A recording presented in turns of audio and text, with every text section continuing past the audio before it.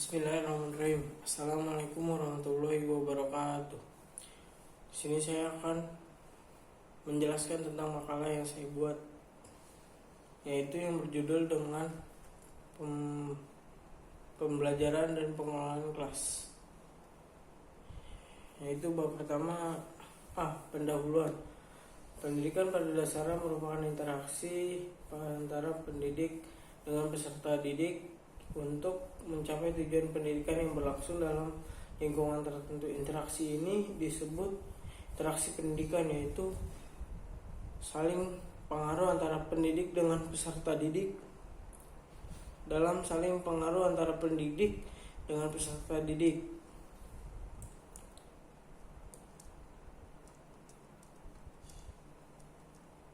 rencana pembelajaran pada hakikatnya merupakan perencanaan jangka pendek yang dilakukan oleh guru. Perencanaan pembelajaran perlu dilakukan agar guru dapat mengkoordinasikan berbagai komponen pembelajaran yang berorientasi pada pembentukan kompetensi siswa, yaitu kompetensi dasar, materi standar, indikator hasil belajar, dan penilaian berbasis kelas. Dalam konteks peningkatan efektivitas proses pembelajaran dan pencapaian hasil belajar yang baik dan berkualitas, persiapan pembelajaran merupakan sesuatu yang mutlak harus dilakukan oleh guru setiap kali akan melakukan proses pembelajaran. Pendidikan berfungsi membantu peserta didik dalam pengembangannya, yaitu mengembangkan semua potensi kecakapan serta karakteristik pribadi kera yang positif baik bagi dirinya maupun lingkungannya.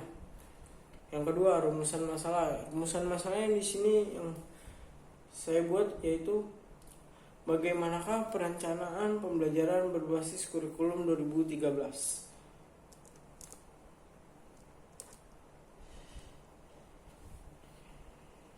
Yang C, tujuan makalah ini yang saya buat bertujuan agar mengetahui tentang perencanaan pembelajaran berbasis kurikulum 2013 serta berbagai cakupan yang ada di dalamnya.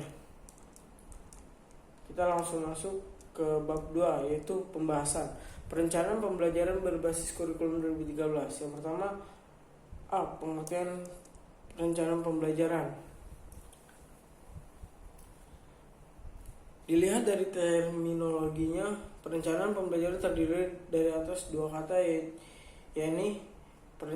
perencanaan dan pembelajaran.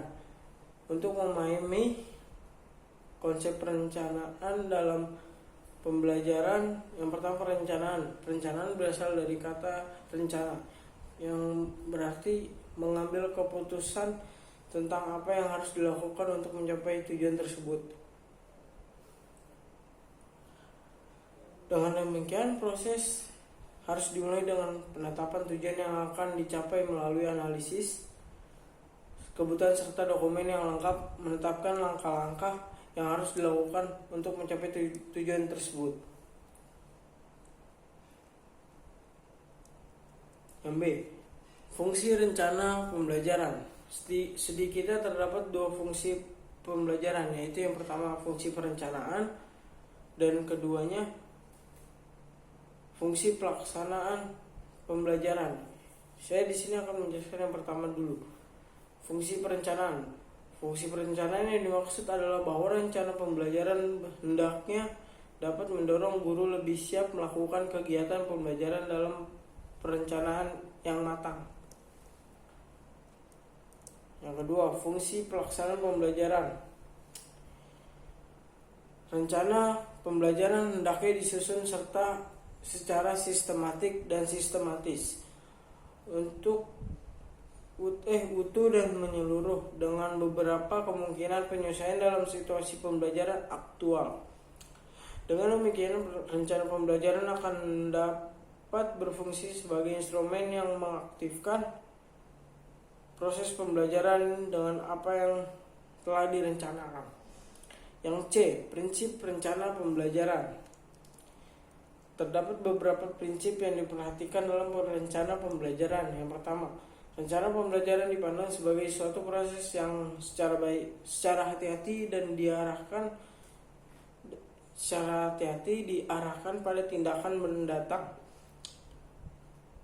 Misal untuk pembentukan kompetensi dan mungkin akan melibatkan orang lain seperti pengawas dan komunitas sekolah. Yang kedua, rencana pembelajaran diarahkan pada tindakan di masa mendatang yang dihadapkan pada berbagai masalah, tantangan, dan hambatan yang tidak jelas dan tidak pasti. Yang ketiga, rencana pembelajaran sebagai bentuk kegiatan perencanaan erat hubungannya dengan bagaimana sesuatu dapat dikerjakan dengan optimal. D. Manfaat perencanaan. Yang pertama, manfaat perencanaan pembelajaran memainkan peran penting dalam memandu guru untuk melaksanakan tugas sebagai pendidik dan melayani kebutuhan belajar siswanya. Terdapat beberapa manfaat perencanaan pembelajaran proses belajar mengajar. Yang pertama, sebagai petunjuk arah kegiatan dalam mencapai tujuan. Yang kedua, sebagai pola dasar dalam mengatur tugas dan wewenang bagi setiap unsur dan yang terlibat dalam kegiatan.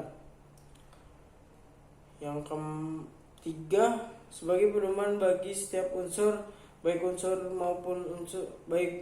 guru maupun unsur murid. 4. Sebagai alat ukur efektif tidaknya suatu pekerjaan sehingga setiap saat diketahui dan ketika ketetapan dan kelembatan kerja. Langsung saja ke bab ketiga, yaitu penutup. Kesimpulannya, pendidikan pada dasar merupakan interaksi antara pendidik dengan peserta didik. Untuk mencapai pendidikan yang berlangsung dalam lingkungan tertentu, interaksi ini disebut interaksi pendidikan, yaitu saling berpengaruh antara pendidik dengan peserta didik dalam saling pengaruh antara peserta didik. Sekian dari saya. Wassalamualaikum warahmatullahi wabarakatuh.